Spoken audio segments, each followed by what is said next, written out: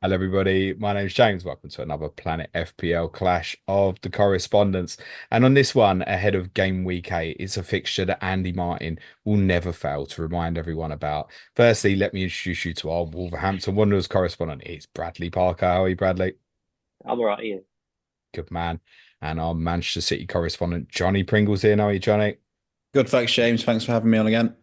Very welcome, gents. And yes, I am fine. Thank you, Bradley. Doing absolutely fine. I was distracted by thinking of Andy Martin tweeting pictures of Kevin De Bruyne and 90-point hauls from a few seasons ago. Bradley, you're on 1 point. It's been Yeah, a tough run of fixtures, but it shouldn't be this, should it? no, because they've put themselves in positions to win the points. So you've got to look at it like why you're throwing it away. Because the way they're throwing points away is pathetic. That's all. Are the fans turning against Gary O'Neill? The away fans did in the last match, Hmm. which I'd understand. You've shipped 5 goals to Brentford. So it's not a good look. You've scored 3 goals away from home and you've not won. It sounds like actually you had a bit of result losing 5-3 because it sounds like it could have been worse. Yeah, definitely could have been worse. So I've been saying, I think I hope they stick with him because your fixture run's been bad, and this is the kind of the last really bad one left this weekend against City. I've been saying I hope he gets a chance after that. Is there therefore a change now? Because the away fans are like almost like your core fans, right? If they're the ones traveling and they've got the ump, that's soon going to feed around the rest of the fan base, isn't it? Yeah, I'd have thought so. I think the match coming up maybe not be as bad just because I know it's Man City. I think it's Brighton after that. I'm mentally writing that one off as well. Uh, then after that, it's like Crystal Palace and Southampton. And then if we're still on 1 point, that'll be really tense. What I was going to say, Really tense. it's two tough fixtures next, but if it is 1 point from nine, does the axe wield? Uh, I think if they had any common sense, if there's going to axe wheel, they might as well have done it after the Brentford Now, game. They might as well have done it then. But they gave him a new contract, didn't they, in the summer? So probably trying to keep some money back. is there a little bit of frustration because actually in a number of these fixtures last year you did quite well. Like your record, particularly at Molineux in some of the tougher games, was pretty good last year. Yeah, I think the frustration is they've put themselves in the winning positions to win the game. Like against Villa, they was fine for most of the game and then just capitulated within what 15 minutes against Newcastle. Newcastle wasn't really that much of a large threat. We don't go for a killer second goal. We invite them on. Yeah, the goal was like deflected, but why are you letting people shoot?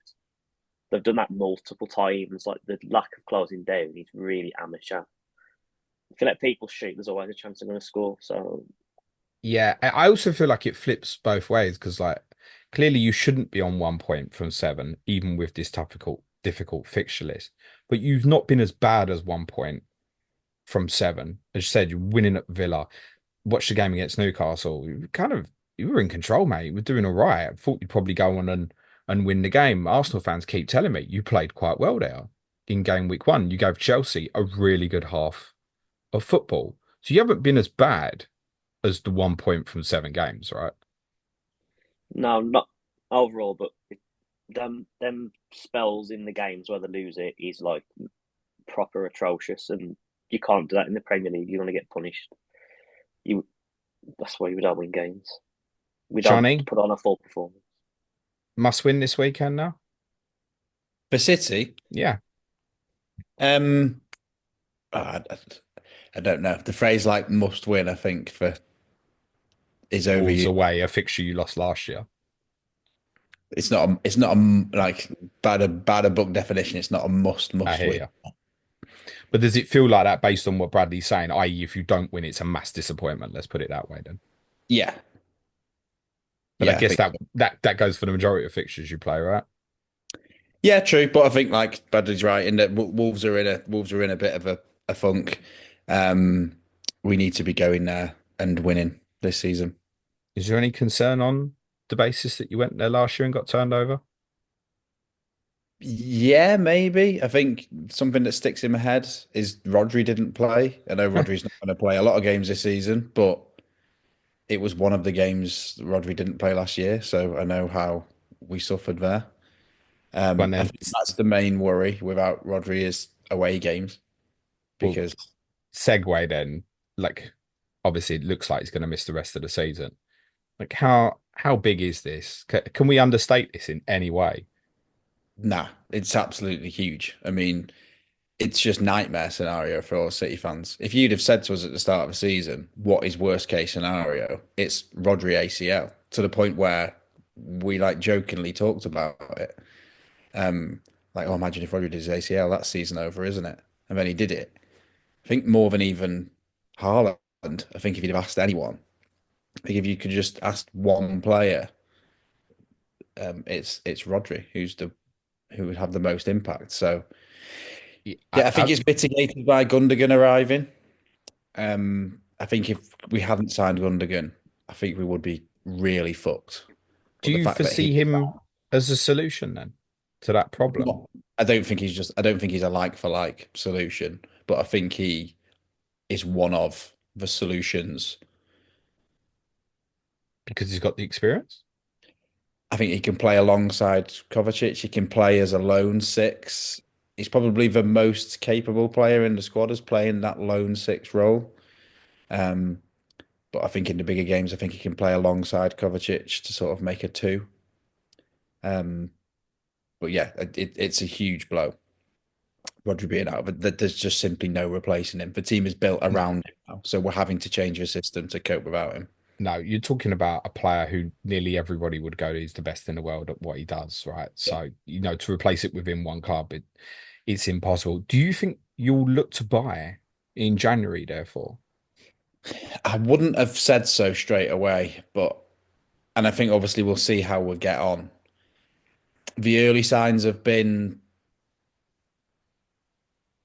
like okay, Newcastle away we maybe suffered a little bit, but he's one of them players where, like say, when we miss De Bruyne, we lack clear creativity. When we miss Haaland, we lack obviously clear goals, someone in the box. But when you miss Rodri, it's not like there's a gaping hole in midfield. There's just a load of things that he does. It's the whole team functionality, isn't it? Exactly, it's everything. And then just when something wasn't right against Newcastle, you just think, yeah, we probably did miss him. And I wonder whether it will get to Jan and they might think, yeah, we do need to buy someone. City just won't go and buy anyone. If the right person emerges, they might do. I know with the inevitable links with Zubimendi Yeah. have popped up. Um, I think he'd probably be the most likely. There's a player at Molineux they might look at. Hmm. I think. Bradley, are you trying to sell João Gomez, mate? No, not Joe Gomez. Andre. What, already? Well, yeah, going to stick around here very long. No way. No way. Watching him play, like the first few games, he's looks top draw, and I kind of watching him. I feel like the way he like takes the ball, his distribution, his tenacity. I'm like, if City could do worse and buy him to be like Rodri's standing guy, His ball retention's honestly, very good, isn't it? yeah, he's he's he's always intercepting as well. He's strong in the tackle. I don't know what The, more the thing you is, could though, want from him. let's just say hypothetically, City did go for him. And I guess he'd be interested, but he's only going to go there and replace Rodri till next season, isn't he? Yeah, yeah. I mean, it depends on Rodri's ACL as well, but I guess that's part of the problem, isn't it, John, as well? That anybody comes in is going to, okay, great, I get to pay for one of the best teams in the world for the next 6 months, but I might not for the season after. And I think that's the struggle in that we've had in being of the lack of preparation for him being injured, in that we were just never going to buy a direct backup for him. Calvin Phillips, we tried, turned out he was pants. Mm. But then you can't buy someone and say, yeah, you're going to be back up to Rodri and expect them to come in at anywhere near the level of him. You have to buy players like Kovacic, Gundogan, players who could play there, but then can offer somewhere, offer or play somewhere else. Is there a one fit solution that you think is ideal? I.e., you think, right, I want to go with Kovacic as a lone pivot, or it's move a Bernardo back inside and play a two. Is this something that you as a fan think this is what I want us to do going forward now? I think in the bigger games, you'll probably see Kovacic and Gundogan play there. in the um, in the games at home and maybe the games against the lower league teams, I'd just like to see Gundogan as a lone six and then maybe get Lewis or Stones to go into midfield alongside him. Okay. Do we know if Pep got interviewed for the England job? Sounds like they informally approached him. Okay. What does that mean? I Drops of a don't know. text. Yeah, drop. He told him very kindly, no, thank you. Yeah, There has been some speculation about him over the last week or so, partly because of that. And I think, the dream world scenario that was never going to happen for English fans. But contract's up the end of the year, right? yeah. What's the feeling at the moment? I think the feeling amongst the sort of City press is that it might have swung back the other way. I think earlier in the season it was being reported that he'd sort of made his mind up. This was his last season, but with the director of football, Cheeky Begiristan, announcing that he's leaving at the end of the season, I think there was a train of thought that they'd league together because Cheeky brought Pep to the club. But the latest line of thought is that Pep wants to sort of oversee Cheeky leaving and the new director of football taking over. Um, as a fan, obviously, I'd absolutely love him to stay as long as possible. If he gives us one more season and makes it 10 years, that'd be amazing. But also wouldn't be surprised if it came out and he said he was leaving as well. Could it ever not end? Because this always comes up every couple of years. It's like, will he, won't he? Does he want a different challenge? People have always been suspicious because of his short stints at Barca and Bayern Munich. But could he just go, no, I'm doing another five, for example? I doubt he'd do another five. I think one of the things he talks about is that he enjoys he enjoys just being at City so much because of the people around him, the people from Barcelona that brought him there. So if they're starting to leave and the environment starts to change slightly, that's where I become a bit skeptical about whether he would stay that long. Is there a reason Biggerstone's leaving? Was it just had I, enough of the role, or I think he's just getting old. I think he's like in his okay. 60s.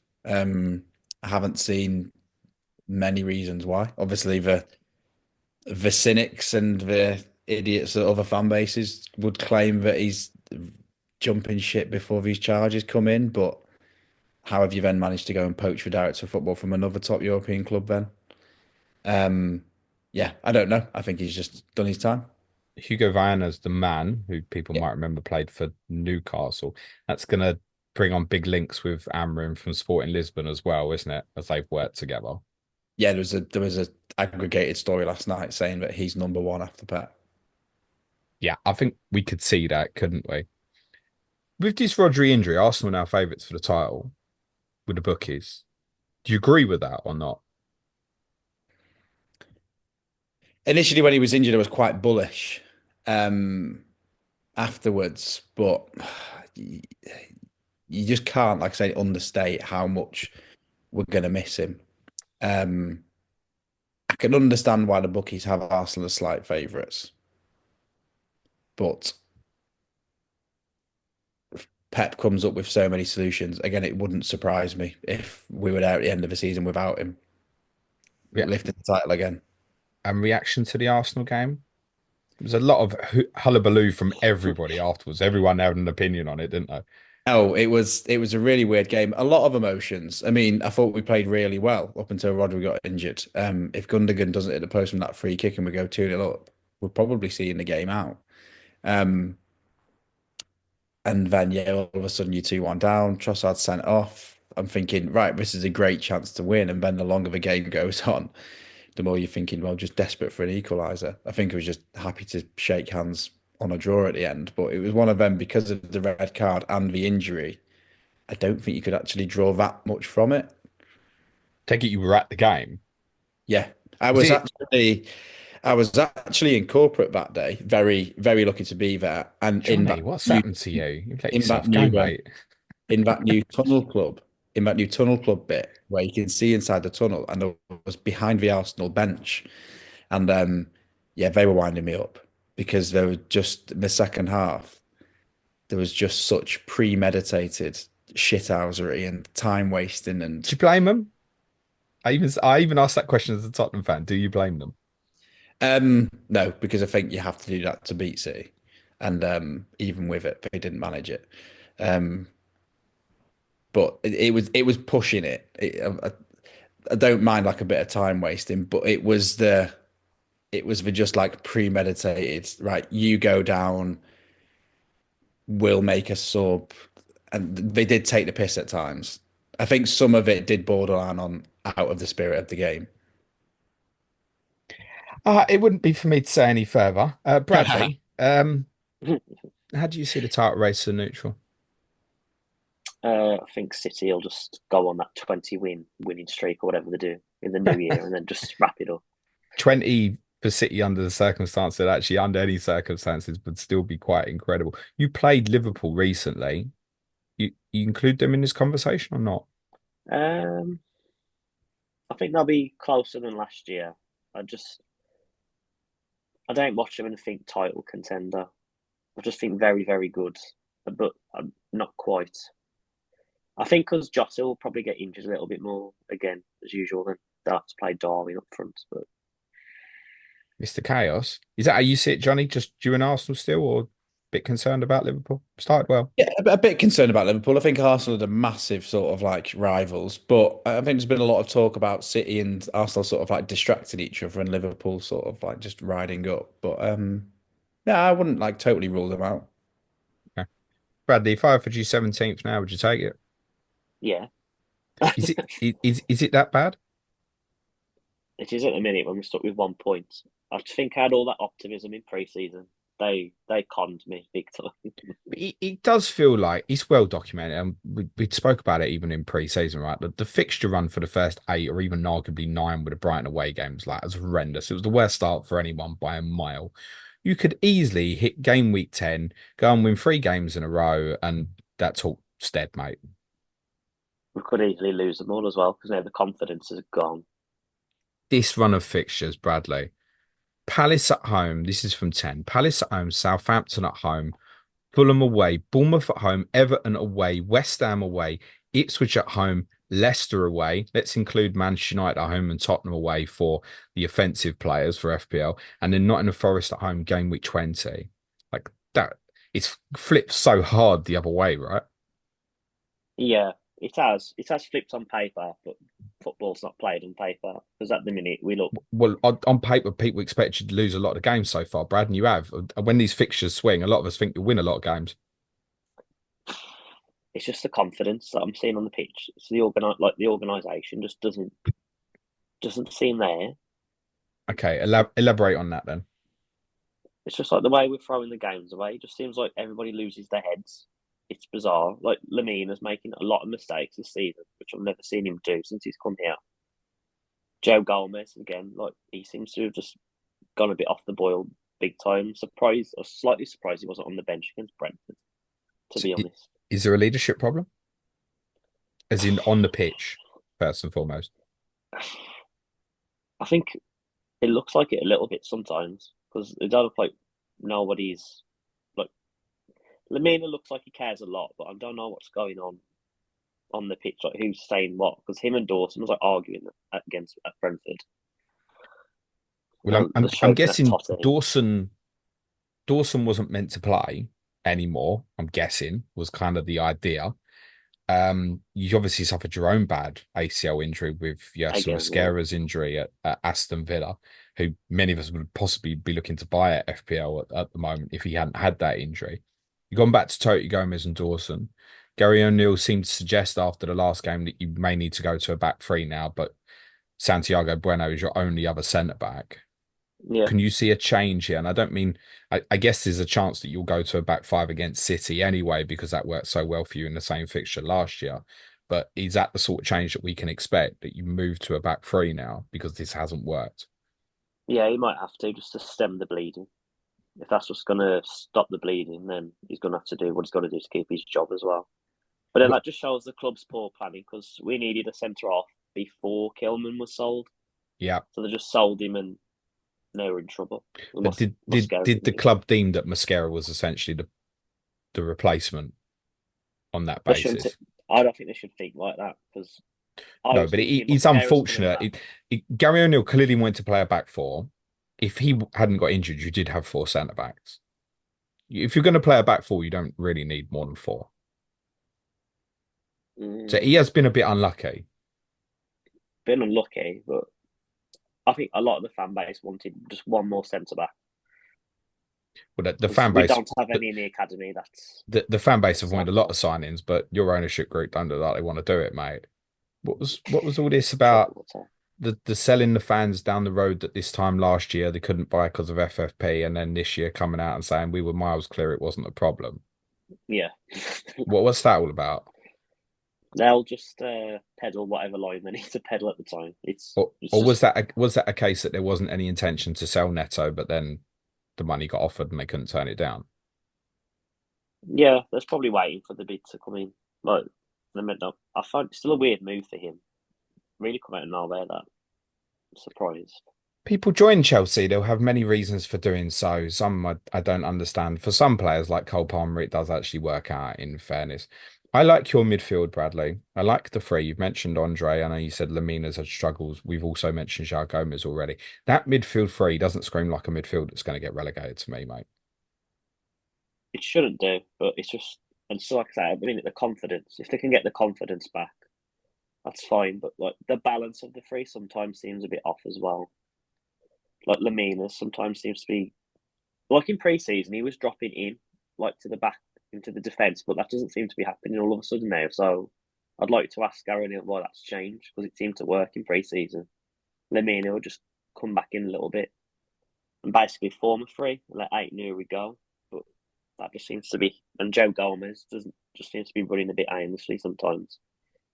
Okay. I mean Andre's sort of sitting there now a bit more. He sits deeper than the others, doesn't he? Yeah. His passing range is a lot better than the both of them as well. Okay. Let's talk a bit of fantasy. And Bradley, I'll ask you the first question. I don't own Erling Haaland. I can buy him for free this week. I think you should. I knew that you was going to say that, and had kind of preempted this conversation. I don't think there's any point me asking Johnny that question, is there, Johnny? Well, whether I have him or not. Well, no, whether I should have him, because I know your feeling already. Is you just don't want to go against because it'd be shit for you as a City fan. You've made that clear in the past, and I presume you have him and would be holding him long term, right? Yeah, particularly the next few games. Yeah, our fixture run is good. So yeah, I think you probably do have to have him the next few. Oh no, he said I probably have to have Bradley. You're not going to put me off this, are you? No, slap the triple captain on him if you want as well. What, this week or against Southampton? Probably us. He's got the worst defensive record. It's got to be us. Would you consider that this week, Johnny? Probably not this week. I'd want a home fixture for him. Southampton to one game week 9. Maybe. I think if De Bruyne's back fit as well. Why is that so important? I think Haaland he just goes up a level with De Bruyne's service there. I think the way that De Bruyne can find him is different to how anyone else in the team can find him. I guess it's all the different ways as well, right? Yeah. Whether it's direct, over the top, through, it's cross, so many different ways. If De Bruyne's on it, Haaland knows he can go, right? Yeah. And if it doesn't come, it's because KDB thinks he's found a better solution, right? Yeah, basically. Whereas others might not attempt the pass. Is that Yeah. what this is? You could see it against Newcastle away, where De Bruyne wasn't there and Gundogan had a bad game. You usually expect him to be able to find him. We just couldn't quite find him the same way that when we have De Bruyne on the pitch. So where do we stand with De Bruyne? Are we expecting fit for the weekend or not? Don't know actually. I know he hasn't gone away with Belgium. I think Pep said he should be fit after the international break. But I haven't heard anything, so I suppose we'll find out. He's already said that he won't go away on the next camp with Belgium as well. I read. Oh, really? They've already told him he can have it off. That's good. I mean, personally, I think he should just retire from international football. He maybe should have done like a year or two ago. I guess he probably wants to play in the. He wants to play in the World Cup, doesn't he? He just doesn't want to play in the Nations League. I get that. But he's getting so old. His body is susceptible to injuries. This feels like a selfish club opinion here, Johnny. Yeah. What does this look like in your opinion for De Bruyne and I guess and Foden as a consequence then once De Bruyne's back? Yeah, I don't think they can play together centrally. I think one of them's got to play next to almost like a water carrier, like Gundogan or Bernardo, which is obviously underselling them two as a water carrier. Very much so. But you know what I mean. I think to get them both in the team, it's probably going to have to be De Bruyne central, Foden wide. Um, until De Bruyne's fit. Yeah, it's probably going to be Foden central. I hope in these fixtures. I think we need him there. I think having a midfield of Kovacic, Gundogan, and Bernardo lacks creativity and dynamism going forward. So I'd like to see at least one of Foden and De Bruyne in there. Okay, I mean it's a pain in the ass for fantasy, isn't it? Because Yeah, my plan was to get to this point and move one of Saka or Palmer to Foden or De Bruyne, yeah. and I don't feel like I want to do either. No, because I think different players have put their hand up out wide as well. Savinho started really well. Doku's playing okay. Grealish is playing well recently. Bernardo can obviously play out there. So there is too many, what's it, too many pieces in the jigsaw at the moment for them all to fit. So someone was asking you saying I want to go Saka to Foden this week as an example. Say for the next four, even as a hokey cokey, you'd say Um, I think it depends on Pep's presser. If he said that De Bruyne was looking flaky for the next 2 or 3 weeks, I think Foden, I think you can go for it. But if Pep says De Bruyne is fit, he's ready to start, then that's where I'd be a little bit more unsure. okay, different question for you to spin that a different way. Have you used wildcard, Johnny? Yes.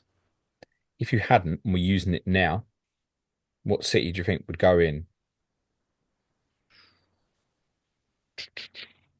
I think the two I've got at the moment, well, either one of Rico or Gvardiol and Haaland, and then I think with wildcard, I probably would take a punt on Foden and leave yourself the money to escape to Palmer or someone like that if it goes tits up.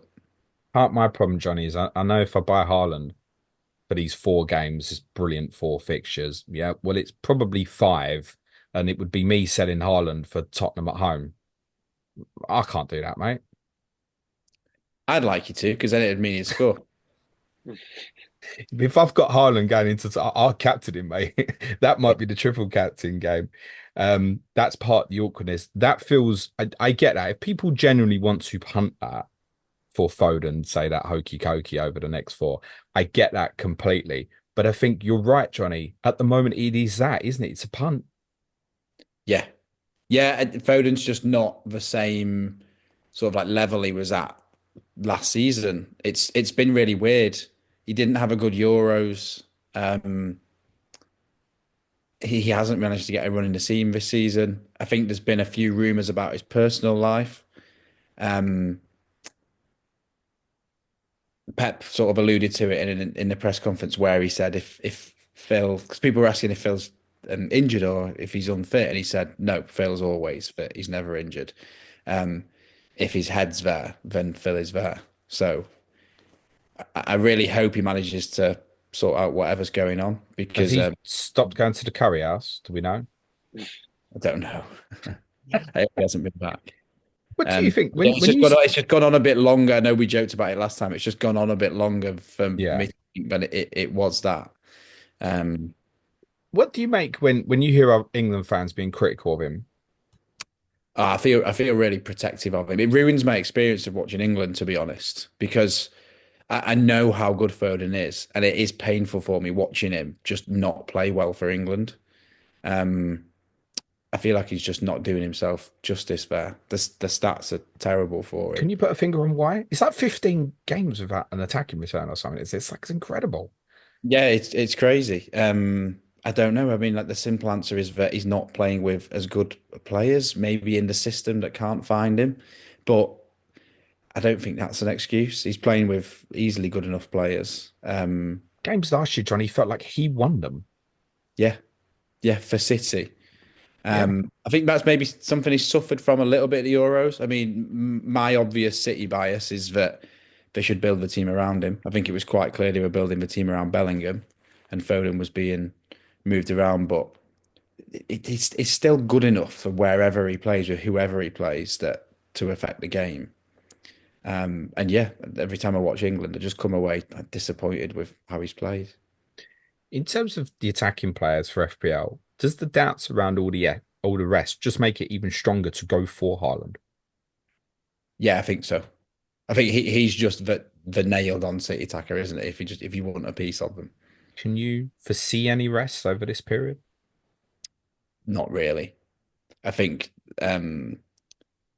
without without Alvarez there now, with no backup striker, I think he obviously allowed Haaland to have rests.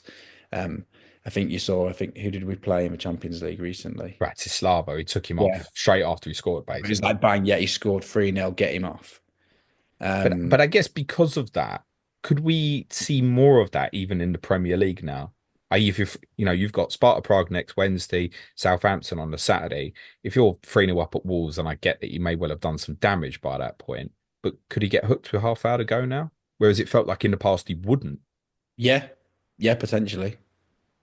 But I think, like you say, is that Pep usually waits until it's free, and then he hooks them. So if we're 3-0 up at Wolves, Yeah. would you take him being hooked with half an hour to go, but You've knowing we're scored three. Yeah, I think you would. Yeah. Yeah. If you said any weaker, but then you just scored three against Fulham and he didn't return, Johnny. So yeah, sometimes it's the way it goes. people are making a Haaland fantasy reference to Rodri.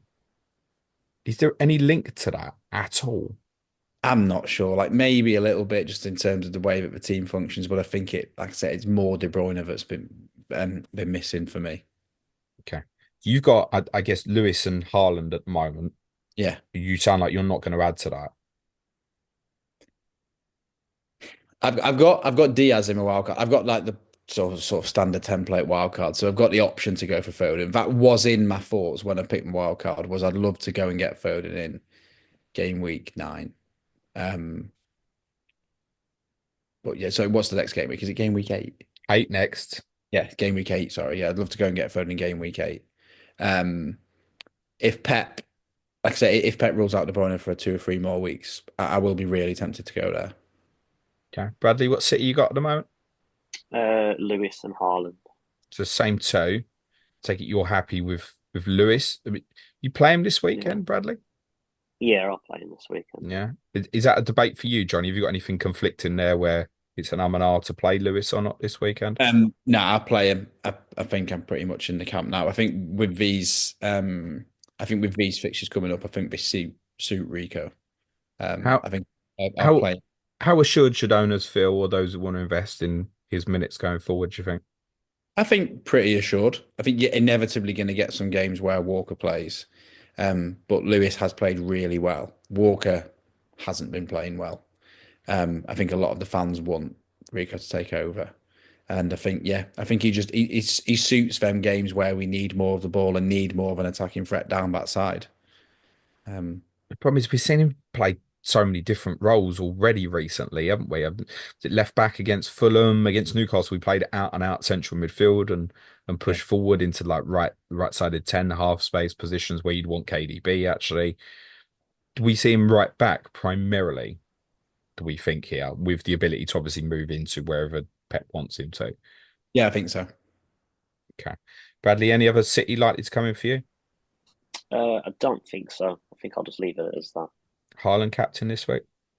Yeah, No doubt. he, no doubts. Okay, fine. What would be the case to buy Gvardiol over Lewis at this point then, Johnny? I think just seen a couple more games where he's played a bit more like he did last season, where he was a bit more advanced, getting in the box. He scored against Newcastle. Um, Maybe it was just a game state against Arsenal, but he seemed to be the one defender who was getting shots away. Um, Probably a bit more nailed than Lewis with Ake still out injured. Um, He's not far away though, I don't think, is he? yeah, I don't think so. Again, it's that sort of one where he pulled his hamstring pretty badly, and I haven't really paid much attention to it since. That will be a threat at some stage though, won't it? Yeah, Yeah, but I'm perfectly happy with Lewis. I think on wildcard, it's the usual things. If you want a little bit more short-term I- safety, Is there any case then with these excellent fixtures you've got coming up, Johnny? Because it's a good run as well, right? Wolves away, Southampton at home, Bournemouth and Brighton away, Tottenham at home before you go to Anfield. Is there a case then? You're going to look at them fixtures in wildcard and want free City and a desperation to have one of them attacking ones. If you don't feel comfortable about it, is Gvardiol therefore the third best, and therefore should people be looking at double City defence here? maybe. I'm pretty sure FPL review might say that. But FPL review recommended double Tottenham before game week 1. I heard a rumour. um, yeah, maybe the thought of double City at the moment, though, we're just still in that classic sort of like concede a stupid goal a game phase. Um, and I think also you just want to leave your options open, don't you? Imagine if like let's say even after the game, the Pep said, "Oh yeah, sorry, forgot to say De Bruyne is actually out for another month," or it went the other way where De Bruyne is back and Foden's injured or something, and you just can't get there. I don't know. I'm not sure. I guess there's a case though. A lot of people are just thinking about it. It's not something I'd consider and not something I think I would do. But was looking at, say, flipping to Foden for 4 weeks from one of the attacking mids. Why not flip from Trent or Gabriel to Vardiol for a few weeks and then back? I'd probably argue Arsenal might just still keep as many clean sheets as us in that Hmm, run, that's and quite telling. then I think Trent's just got the upside, isn't he? A million more than Vardiol. Um, Yeah, fair enough. Bradley, what Wolves in your team at the moment? Strand Larsen. Okay. So here's an interesting dilemma. People think this is hilarious, and I understand why. If I buy Haaland, I can't buy Cunha in a couple of weeks. I'll be cut off. If I don't buy Haaland, I can buy Cunha. Cunha's the Wolves attacker I want, Bradley. Or is Strand Larsen worth the million saving? If it lets you have Haaland, yeah, and you want a Wolves attacker, then Yeah, but are you telling me Haaland's that because Haaland's about to play you? and the Haaland's Just fixtures, and forget he's just Haaland. Haaland, isn't it? Is Strand Larsen worth a million saving versus Cunha, or is Cunha worth the extra? If it's just solely like them two versing each other in an argument, then Cunha's always a better option. But if you're saying like getting Larsen gets you Haaland, then you get Larsen. Okay. Why is Cunha a better option? Uh, on corners, on penalties, the main man. It's just dynamic. It's just more dynamic. There's more ways you can score points. But also playing deeper? I think it's just the way he's playing. I mean, he's always coming a bit deeper anyway. He's not really playing in a different way than he did last season.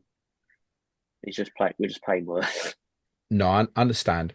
If you went, say, 5-3-2 or 3-5-2, who's the two up front? Is it them two?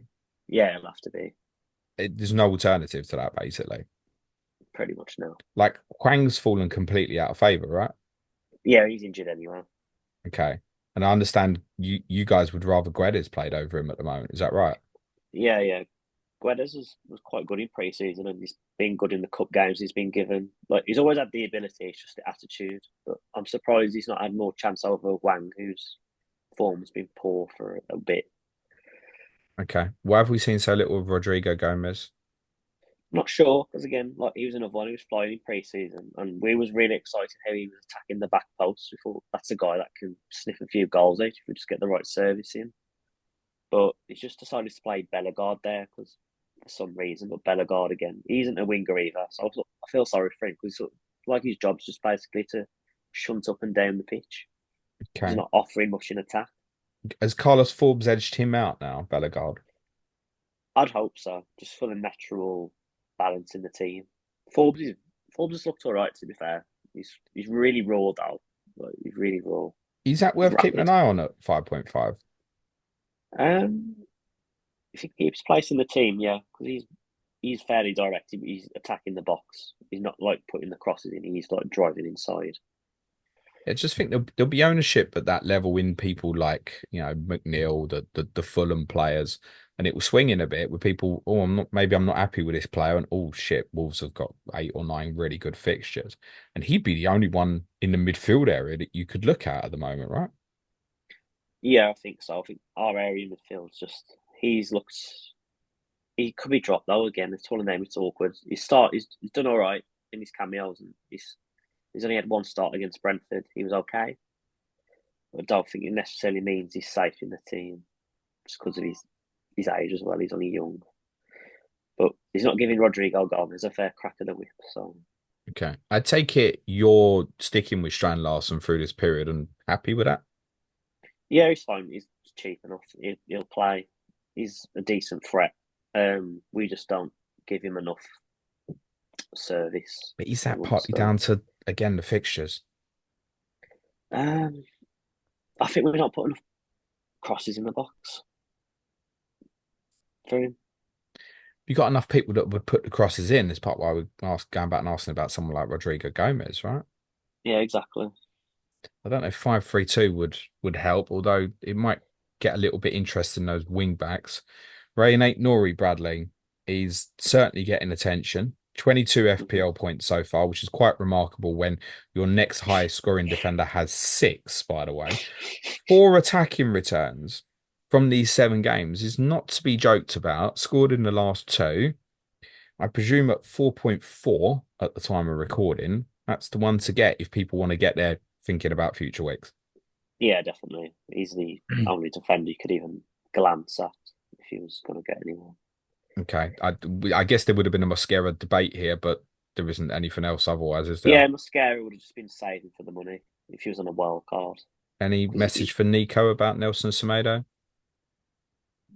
What about him? I don't know. How's he playing? Is he doing all right? It's like most of them, he struggled, but he's still better than Doherty. And Nico gets upset when we don't mention him, and there you go, Nico. That's why we don't often mention him there, actually. If you're on wildcard, Bradley, yeah, no, he's a decent fullback. And if you do go to wing backs, like them two, Semedo and Ait-Nouri as the wing backs, is fine, isn't it? Yeah, proven. It's proven. Yeah, it'd be fine, mate. If it was on wildcard, how heavy did you go here on Wolves, Bradley? Bearing in mind, I guess whatever you got, you maybe wouldn't want to start this week. I'd just probably pick one of Cunha or Larsen, and depending on what your budget and that is, and just leave it at that at the minute. So not Ait-Nouri, even as something that could be rotated. If you got rotation, yeah. Because is he 4.4? He's 4.4 at the moment. Yeah, it's not going to last. Well, then. Yeah, you may as well then. He's going to get investment over the next few weeks. You got your eye on him, Jonny, at all? Yeah, I think so. Yeah, I like Ait-Nouri as a player. Had him in stints last season and he did well. Okay. A bit frustrating at times though. Yeah. But no, yeah, I think he's a decent pick. Do any chance he ends up further up, Bradley? Because obviously we had that period when he got injured last year. It was like left winger or even I think it was right winger, wasn't it, against West Ham? Is there any chance of that sort of thing happening again? Or is it you just don't have the depth to do that at the moment? Don't have the depth. The backup left back's Totti, who's now got to play centre back because Bueno's on loan at Feyenoord. Yeah, understood. For reasons I don't know. Yeah, it feels like if you did go to a back, I mean, if you went to a back three, does that get more out of him? Do you think? Gives him more license to be higher as a starting spot, I suppose. Yeah, basically. I think you'll still get roughly the same output from him. I don't think it changes too much. He'll take some free kicks as well, like crossing the ball in the box. Okay. Come, Bradley, tell me, should I pay the extra for Cunha in a couple of weeks? In a couple of weeks? What, are you going to get? Yeah, I'm not this week, either in 9 or in 10. I'm tempted to go next week and go a week early because I know that people will want to get it in game week 10, will want to get something. So going the week early, I don't mind. That might be a possibility for me. Yeah. Pay the extra, yeah? Yeah, after you've got your Haaland returns. No comment. I might keep taking it on and suffer the pain of the next few weeks that does feel inevitable. Gentlemen, thank you very much. Let's do correct score predictions before we finish. Bradley? I'm going to say 4-1 to City. I think we'll probably score. We'll score first, play well in a little bit, and then just fall apart after they score a goal. So confident, and yeah, Yeah, confidence of defeat. Johnny. I go 3-1 City. Yeah, that sounds about right. I am absolutely convinced, though, Bradley, that you will hit these better fixtures and you will have some good results. I'm begging. But I also agree with you. I think when it turns, if them Palace Southampton home games are bad, they'll make a decision, I think. Yeah, well, if the cock them games, because they'll say, "Oh, it's a good fixture," but then Southampton and Palace will be thinking, "Well, why can't we beat them?" That's absolutely true. Everybody goes back to what I said to Johnny at the start, right? With all due respect, playing you at the moment, yeah, everyone's going, yeah, got to beat Wolves, but you are definitely not as bad as 1 point in 7 games, mate. And I think it will improve, and I think it'll level out. I think you'll be all right in a bit of time. With the caveat, that squad is way too thin, mate. Yeah. And if you get injuries to key players, you are in trouble. Hmm. Right, okay. Oh, Johnny, that was one more I went to ask you. Is Pep going to be true to his word And and field a reserve team at Tottenham in the Carabao Cup, mate? yeah, I wouldn't be surprised. Good stuff. Thank you both, gents. Bradley, anything you want to plug before we finish? No, I don't think so. To be fair. And Johnny, Twitter account at FPL Pringle. good stuff. Thank you very much, gents. I'll be streaming tomorrow, 2 p.m. Friday with my Ask James live stream. And next week's Clash of Correspondents is a big one. Next Thursday, Chelsea versus Newcastle with Gary Mantle and Simon Bibby. Just leaves me to say thanks so much to Bradley and Johnny. Good luck, gents. Cue music, please, man child.